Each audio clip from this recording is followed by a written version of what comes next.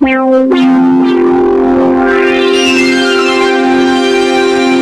for this program is provided by Annenberg CPD to advance excellent teaching.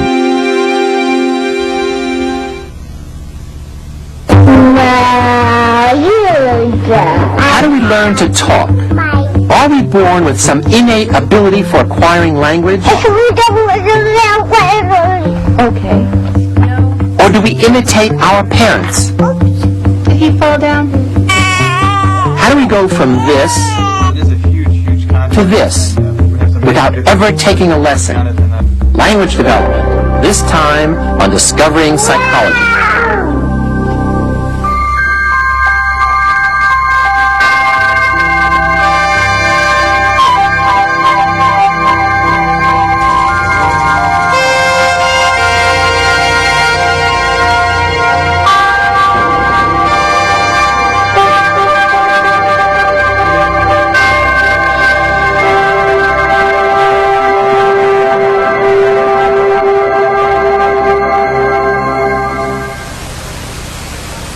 Well, I'm sure I'll be talking to you next month. Do impeach your modesty too much. Did you discuss the diversion with Director Casey? No. Well, it is a huge contract, and we have some major differences. On that paper that I did with John Williams. Did you? Yeah. The essence of language is human interaction. As speakers of language, we share our own personal reality with others. As listeners, we share in their realities. Didn't you look at my report? Yes, I did.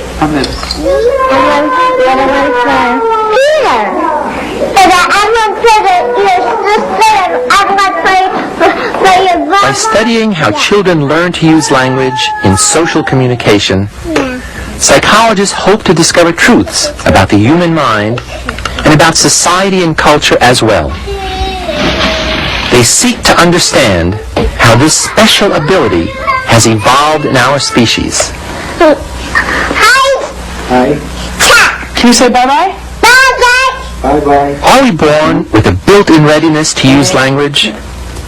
How do we learn how to use words and structure sentences in coherent ways? What role do parents play in teaching children how to communicate? What makes baby talk? What's this? As soon as a baby is born, an amazing process begins. A process which we all take for granted, the development of communication and language. With amazing speed, children go from making their first sounds at birth to speaking their first words sometime around their first birthday.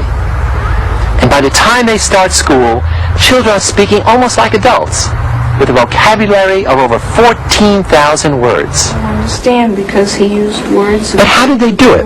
Yep. What is the process by which language is acquired? I win. Pintail. How much do we owe to nature, our genetic inheritance? And how much do we owe to nurture, the environment in which we learn? How are you? How are you, Sarah? Until recently, it was assumed that the process was all nurture. That children learned language by imitating others, mainly their parents. That language was a learned skill. Thank you. But in 1957, MIT linguist Noam Chomsky revolutionized the study of language by questioning this assumption. We look at the very difficult empirical problem of explaining how it is that a young child with very limited information available to him acquires a system of language and knowledge of language that enables him to produce and understand this vast number of new sentences. Yeah, big girl flies. Jean Berko Gleason, a psychologist at Boston University, is an expert in language development. Chomsky and his followers believe that human beings come into the world with what they call a language acquisition device, which is an actual neurological structure in the brain. They haven't specified where it is, but they tell us that the language acquisition device makes it possible for children to learn any language anywhere and that only human beings have the language acquisition device, and that the language acquisition device makes it possible for infants and for young children acquiring language to know what the deep structure or the meaning is of language, because the principles are innate.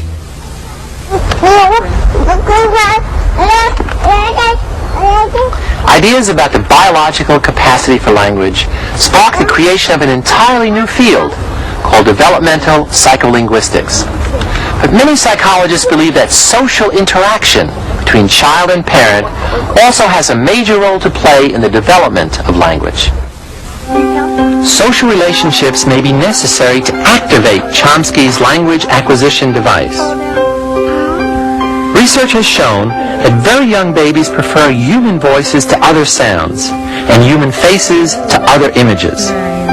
Even at only a few weeks of age, they get upset when their parent's voice is paired with the face of a stranger. You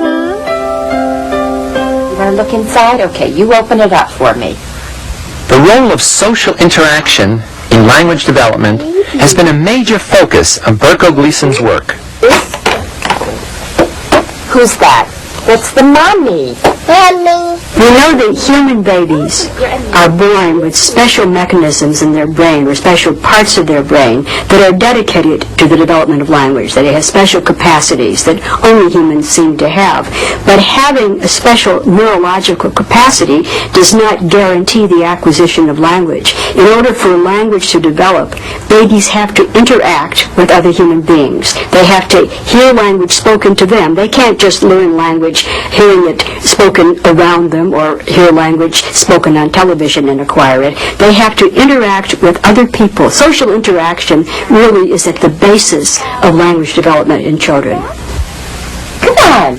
Patty cake.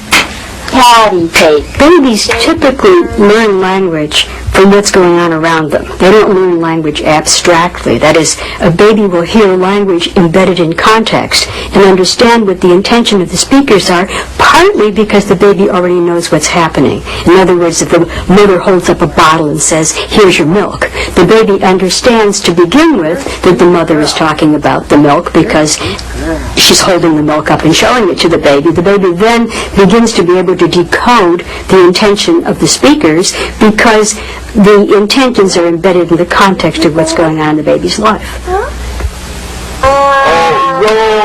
Roll it. That's right. Patty cake. If you watch mothers and little babies together, you see that mothers do some very typical things that help the baby to acquire language. In English-speaking households, for instance, babies are spoken to by parents or by mothers much more slowly than they would speak to other people. Parents enunciate very clearly when they talk to little babies. Sentences are short and simple. They're full of repetition. People say, "See the book, that's the book, it's a nice book." They make it much easier for the baby to decode what the language is than if the baby simply had to listen to adults talking about politics at the dinner table. Daddy. Papi. And the baby. And the baby. Daddy. This was a perfect example of a mother talking to a young child. For instance, she's talking in a much higher voice than she talks to other people. She's talking slowly. She's talking about the things that the baby is looking at right at this moment. She's doing a really interesting thing, which is she's imputing meaning to the baby. For instance, the baby points up in the air and says baby, and the mother is looking around saying, "Where's the baby?" As if the baby's really talking about a baby. As the mother is really trying to make clear to the baby that language has a meaning. If you say something, people are going to try to interpret it. Mommy. The mommy. Oh. So both nature and nurture are at work in the development of language competence. But there's also another critical process at work here. Research has shown that every child in every culture goes through some of the same sequences, the same stages of speaking its native language. This universal process suggests that there is also some form of biological maturation at work. As in walking or eating, what a child can do with language at any given time depends on a developmental timetable. This timetable regulates the maturing of the brain and certain muscles in the mouth and throat that are needed for communication. The first stage in acquiring language may be crying. It's our first act of communication. Babies cry because they're hungry, or tired, or cold, or in pain. And the sound they produce usually provokes the desired social response. Other comparable sounds are coos and gurgles, which begin around the second month. The second stage of language development is the babbling of syllable-like sounds. Babbling is important because it allows a baby to practice making sounds, to group them together, and to vary them by adding intonations.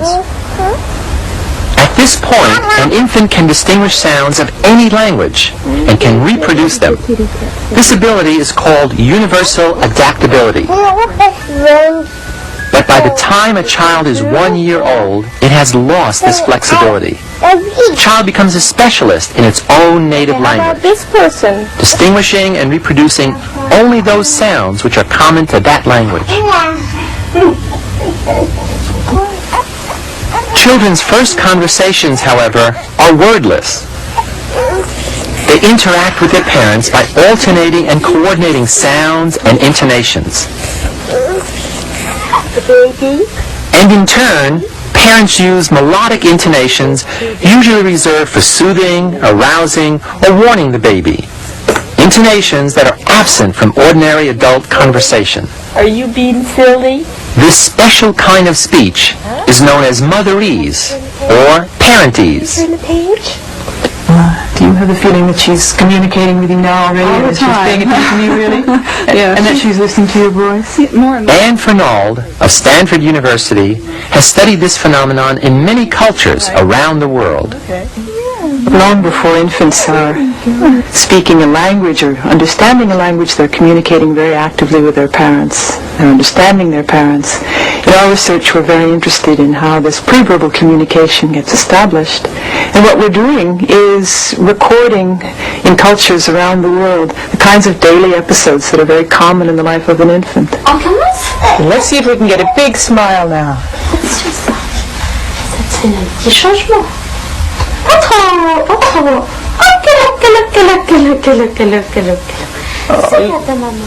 So far we've looked at a number of European languages, French, Italian, German, British English, as well as American English.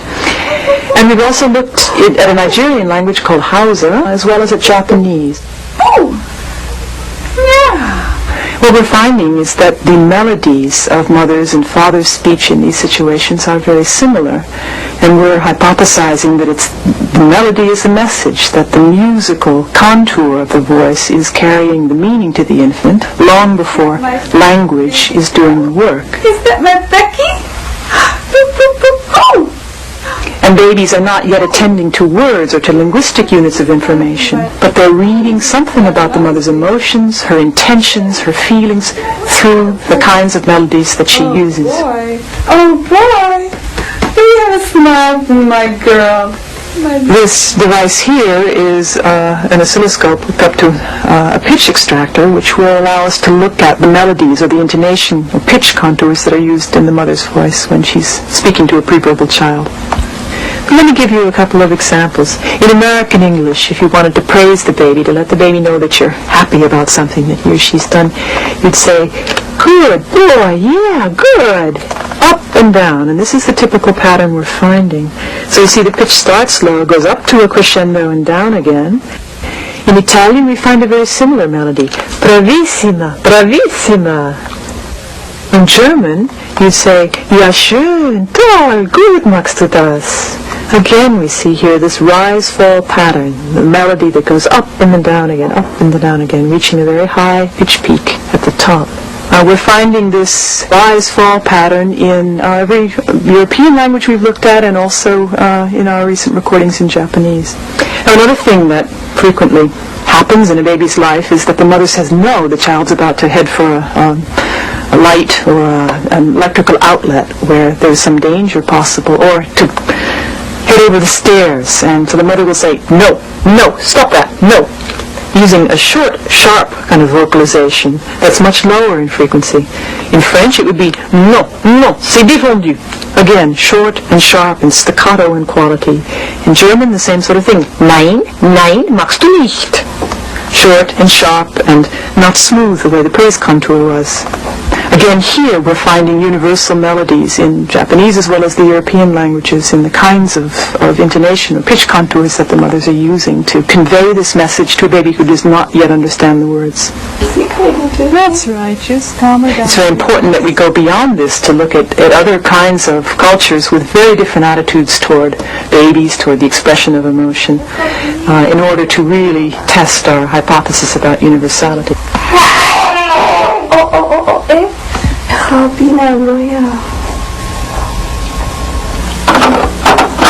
After children have practiced the elemental aspects of speech, they're ready for the third stage of language development, which comes toward the end of the first year, the one-word stage. The earliest words are part of a behavioral ritual, such as saying hi or bye. The next set of words are those that express relationships of various kinds. First come relationships between objects and actions, such as saying ball to mean throw it or get it. Then come relationships between objects, such as saying fishy when pointing to an empty tank where fish once swam. And finally come words that are meant to affect events, such as again or more, when a child wants another push. Again. What is this one? What is that? An airplane. That's an airplane? Great.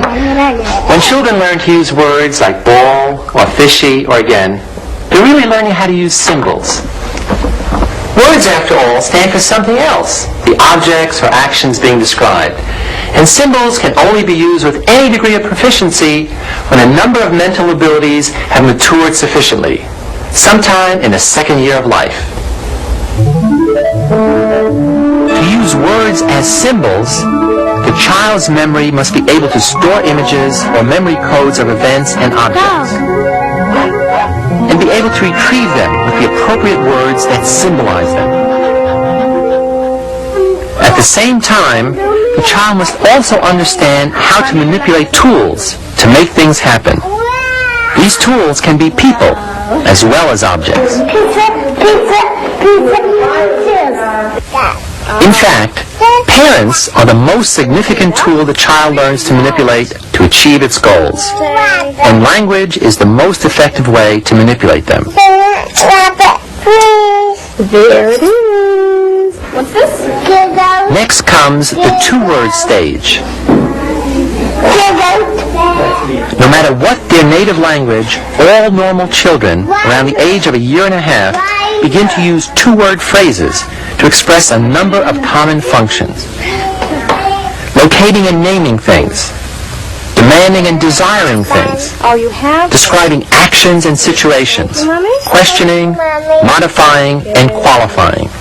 A ducky. Finally, in the last formal stage of this early development, the telegraphic stage, 2-year-olds form simple sentences, mostly of nouns and verbs.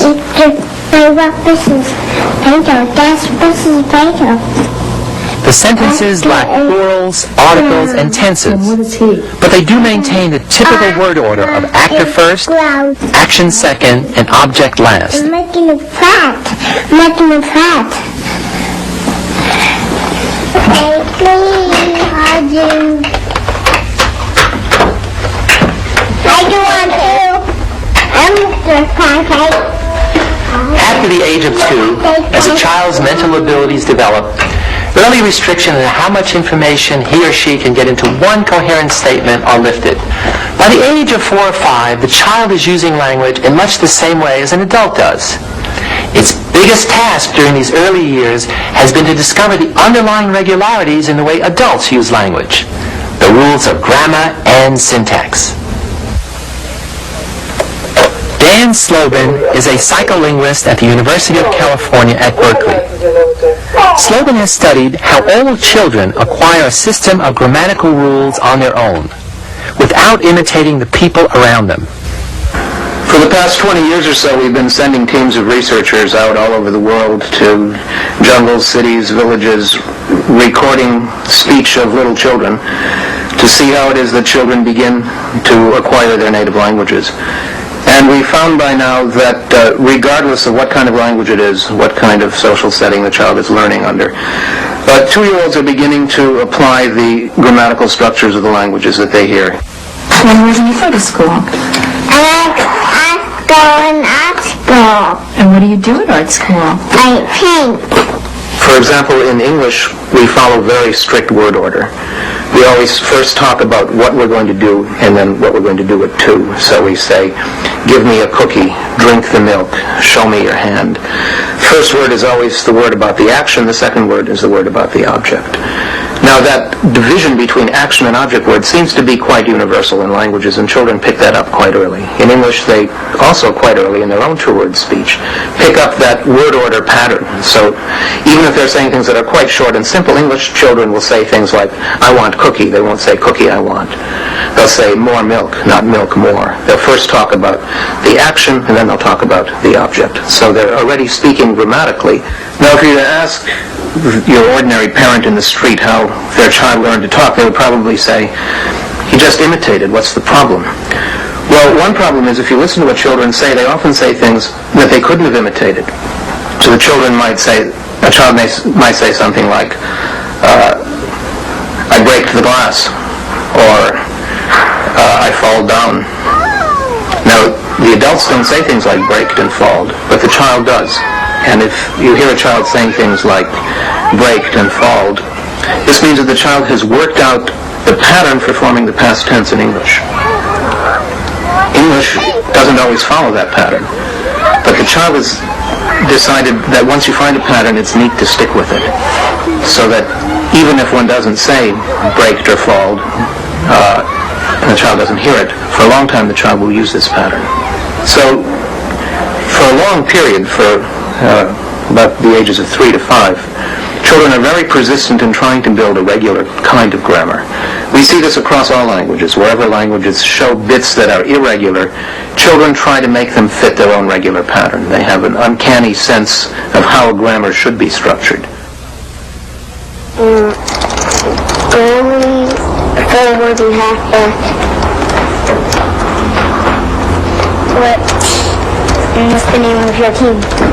So now we're 6 years old, and we've acquired a highly sophisticated language to help us navigate through all the complex environments in which we have to function. But what happens when we bump into other people who are also navigating their way through social situations? How do we coordinate our intentions with theirs to avoid conflicts and to gain the ends we both want? How do we learn the rules of conversation? I have a Judy sister. I have my cousin John and my cousins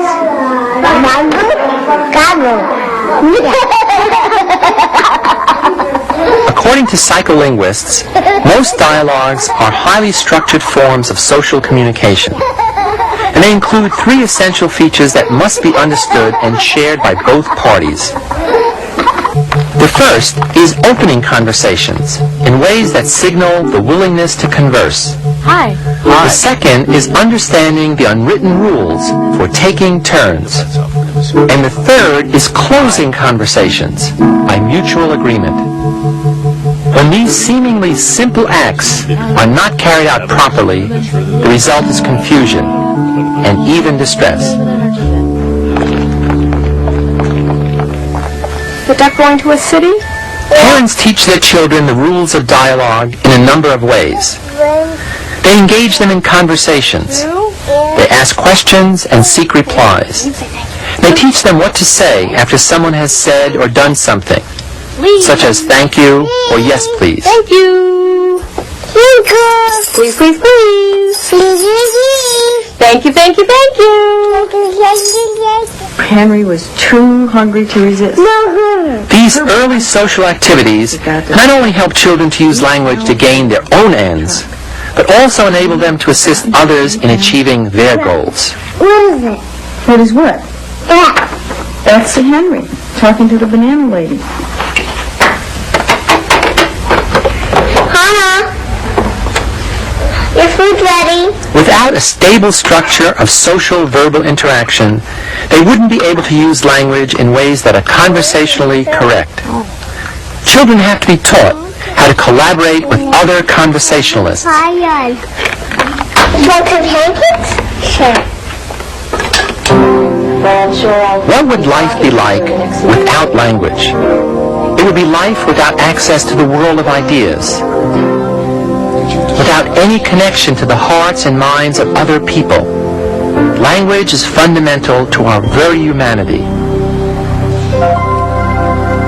But before we communicate our sense of the world, we have to perceive it.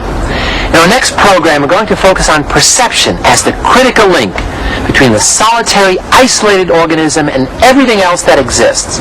Perception enables us to experience the universe as it is, and to redesign it as it might be, not to mention persuading others to see it our way. The many worlds of perception. Next time. I'm Philip Zimbardo.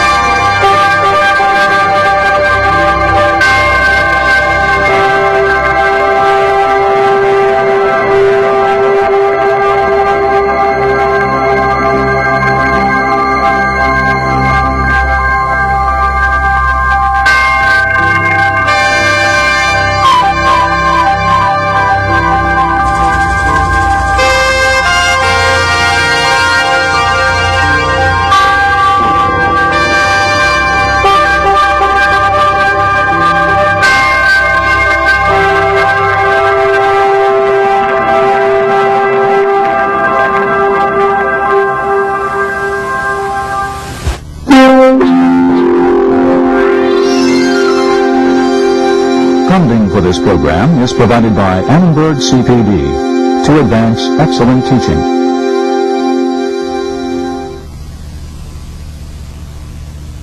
For information about this and other Annenberg CPD programs, call 1-800-LEARNER and visit us at www.learner.org.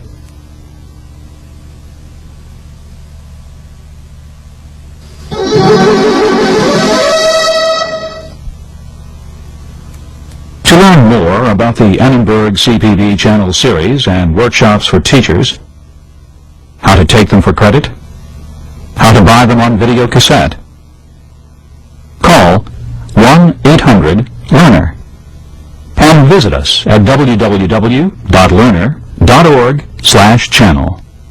The Annenberg CPD channel.